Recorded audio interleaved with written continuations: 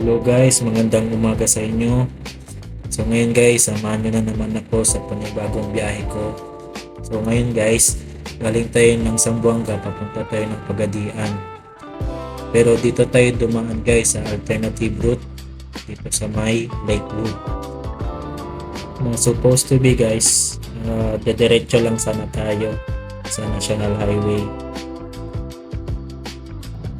So the reason kung bakit tayo dumaan dito guys, kasi may portion doon sa may National Highway sa may Pumalarang tsaka boundary ng Lakewood na pinakalis yung daan.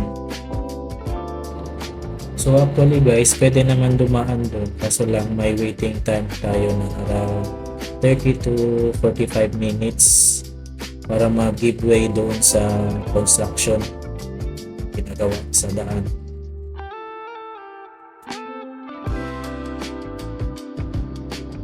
So dito pala sa part na to guys,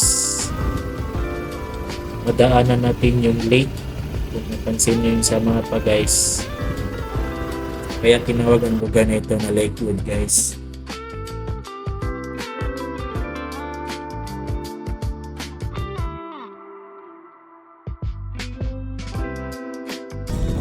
So dito guys, pinagpatuloy na natin ulit yung biyahe natin. So guys, salamat sa panonood. Huwag kalimutan mag-like and subscribe guys. Maraming salamat. Ingat.